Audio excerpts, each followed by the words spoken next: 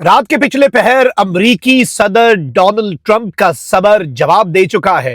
Trump ने Iran को 36 घंटे का अल्टीमेटम दे दिया है।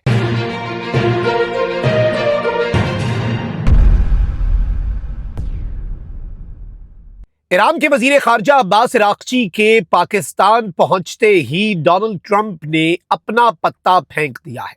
ईरान को तबाहकुन धमकी दी है, 36 घंटे का अल्टीमेटम दिया है और जंग को उसी खतरनाक मोड़ से शुरू करने जिस मोड़ पर पाकिस्तान ने सीज फायर करवाया था और ट्रंप सिविलाइजेशन तक को खत्म करने और ईरान की तेल और बिजली की तनसीबात को तबाह करने का जो ऐलान कर चुका था, ट्रंप ने एक मर्तबा फिर वही बात कर दी है। ईरान की भी तैयारी पूरी है। ईरान ने सऊदिया से लेकर रूस तक और व्लादिमीर पुतिन से लेकर पाकिस्तान तक सबको ऑन बोर्ड लेने का फैसला कर लिया है। अगले चंद घंटे इंतहाई अहम होने जा रहे हैं। ईरान के वजीर खारजा तो पहुंचे हैं, लेकिन पिछले एक हफ्ते से ईरान अमरीका मुज़ाकरात की आस में बंद रेड जोन को पाकिस्तान ने खोल दिया है, जिसका मतलब यह है कि बराह रास्त मुज़ाकरात के इम्कानात अभी भी कम है। इनडायरेक्ट डिप्लोमेसी जो है वो दोनों ममालिक की जारी सारी है, लेकिन खेल खतरनाक, परेशान कुन और कदरे दिलचस्प मरहले में भी दाखिल हो चुका है। दोनों साइड्स जो हैं वो इस वक्त अपनी अपनी बाजी खेल रहे हैं और बड़े ब्लफ जो हैं वो भी इस वक्त खेले जाएंगे।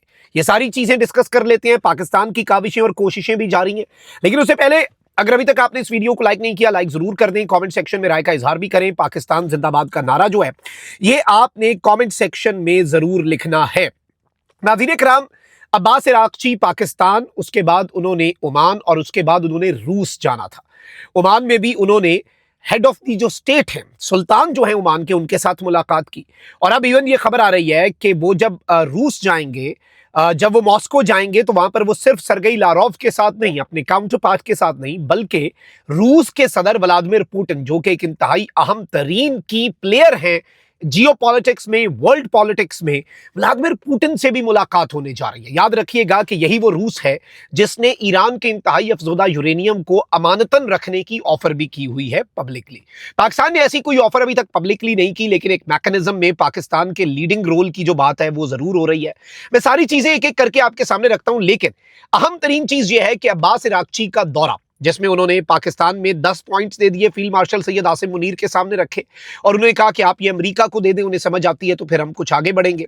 डोनाल्ड ट्रंप जो है अब वो भी आसाब की इस जंग में अपने पत्ते फेंक रहा है, ईरान अपने पत्ते फेंक रहा है। पिछले कुछ दिनों में ये लगा कि ट्रंप बहुत उतावला है, ईरान ये साबित करने में कामयाब हो गया कि ट्रंप मुज़ाकरात चाहता है, ईरान जो है वो मुज़ाकरात नहीं चाहता। लेकिन अब जो सिचुएशन है वो बड़ी इंटरेस्टिंग है। मॉस्को जाने से पहले अचानक हंगामी बुनियादों पर अब्बास अराक्ची जो है वो पाकिस्तान पहुंचते हैं और ईरानियन मीडिया जो है वो ये रिपोर्ट कर रहा है कि अब्बास अराक्ची इस्लामाबाद पहुंचते ही ईरान के जो वजीर खारजा हैं उन्होंने पाकिस्तान के army chief field marshal Syed Asim Munir, जो कि इस वक्त की मीडिएटर हैं और मेन जो शख्सियत हैं जो दर हकीकत मीडिएशन का रोल और जो ट्रंप के साथ हॉटलाइन राब्ते में हैं वो आसिम मुनीर साहब हैं।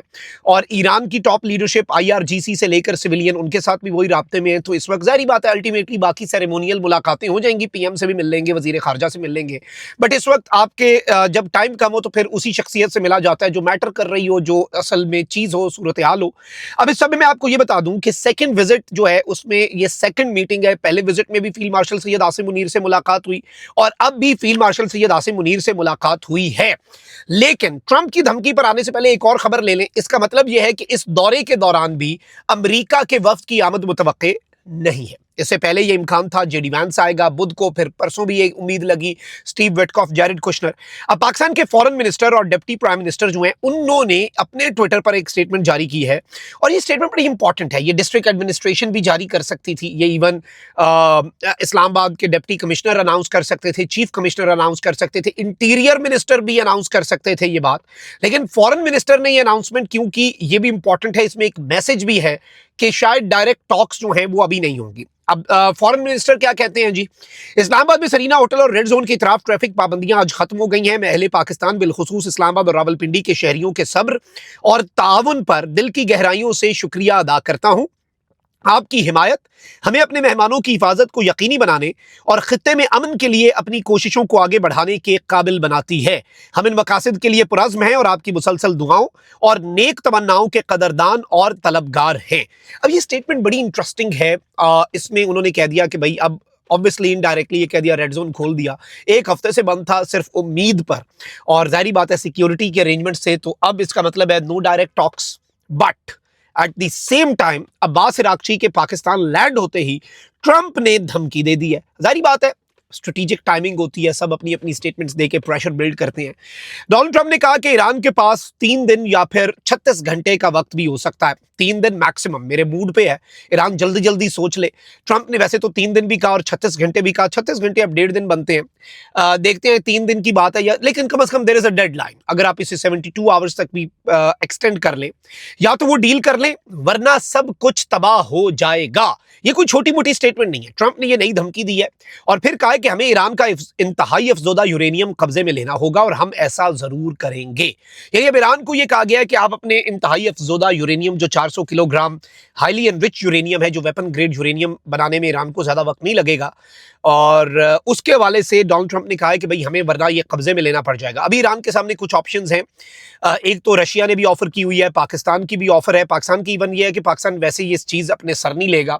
पाकिस्तान कह रहा है कि 3-4 मुल्क जिन पे दोनों को एतमाद हो, उनका एक कंसोर्शियम बन जाए, एक फ्रेमवर्क बन जाए और वो फिर ईरान के न्यूक्लियर प्रोग्राम को ओवरसी कर लें। शायद ये अमेरिका को भी काबिल कबूल हो और ईरान के लिए भी, क्योंकि अल्टीमेटली अगर डायरेक्ट यूरेनियम ईरान दे दे ये तो सरेंडर है, फिर पूरी दुनिया ने कहना। फिर डोनाल्ड ट्रंप ने कहा कि मैं पाकिस्तान के अजीम फील्ड मार्शल सैयद आसिम मुनीर और पाकिस्तान के वजीर आजम का मैं बहुत एहतराम करता हूँ। पाकिस्तान और भारत की जंग जो थी उसके दौरान 11 जहाज गिरे। फिर से ट्रंप ने ईरान को धमकी लगा रहा है, लेकिन उसने पाकिस्तान की तारीफ करके ये कह दिया मैं बड़ा एहतराम करता हूँ, और साथ कह दिया इस जंग के दौरान 11 जहाज गिरे थे। इंडिया को बुनियानो मरसूस, आपको पता है मार्का हक को 1 साल मुकम्मल होने वाला है, और इंडिया का जो तंदूर बना सिंदूर, उसकी भी डेट जो है वो आ चुकी हुई है, करीब ही है। तो डोनाल्ड ट्रंप ने एक तो इंडिया को रगड़ दिया, इंडिया एवं ही रगड़ा जा रहा है, घंटा है जो आए चाहे बजा के चला जाए, लेकिन दैट्स नॉट अ टॉपिक, क्योंकि चीजें सीरियस हैं, लेट्स बी ऑनेस्ट। अब ईरान के वजीर खारजा जो है, उन्होंने सऊदी वजीर खारजा से फोन पे रब्ता किया, उन्होंने कतर के प्राइम मिनिस्टर से रब्ता किया, ओमान थे, फौरी व्लादिमीर पुतिन से मिलने जाना था, लेकिन ही केम बैक, और अब वो फील्ड मार्शल सैयद आसिम मुनीर से मुलाकात कर रहे हैं। मेरी इतलात यही है कि अमरीकी वफ्द के साथ कोई मुलाकात नहीं, लेकिन ये मुलाकात बहुत आम है, जो कि बराह रास्त होनी थी, आमने सामने बैठकर होनी थी, क्योंकि इंपॉर्टेंट नुकात डिस्कस हो रहे हैं। और फील्ड मार्शल सैयद आसिम मुनीर जो हैं, वो इस वक्त एक इंपॉर्टेंट रोल प्ले, सारी बात है, कर तो रहे हैं, ये चीज तो अहम है, और प्राइम मिनिस्टर भी, और सारी बात है पाकिस्तान का इस वक्त एक सिफारती किरदार तो आ चुका है। अब होने क्या जा रहा है, अब्बास इराक्ची जो हैं वो पाकिस्तान के इंपॉर्टेंट लोगों से मिलकर पैगाम रसानी, जो इनडायरेक्ट टॉक्स हैं, ये इनडायरेक्ट टॉक्स ही होती है ना, उनका पैगाम इधर इनका उधर, वो कह रहे हैं हमने आमने सामने अभी नहीं बैठना। इसके बाद ये जाएंगे व्लादिमीर पुतिन से मिलने। व्लादिमीर पुतिन से जो मुलाकात है ये बहुत अहमियत की हामिल होने जा रही है। ईरान इवन कतर और सऊदिया को ऑन बोर्ड ले रहा है, तो इसका मतलब यह है कि ईरान भी जंग की तैयारी भी कर रहा है, और इस वक्त फिर से आसाब की जंग का आगाज हो चुका है। ट्रंप ने एक और डेडलाइन दे दी है। पहले ये बात सामने आ रही थी कि सीज फायर जो है अनलिमिटेड तो नहीं हो सकता, इनडेफिनिट सीज फायर का तो मतलब फिर मुकम्मल जंग बंदी हो गई।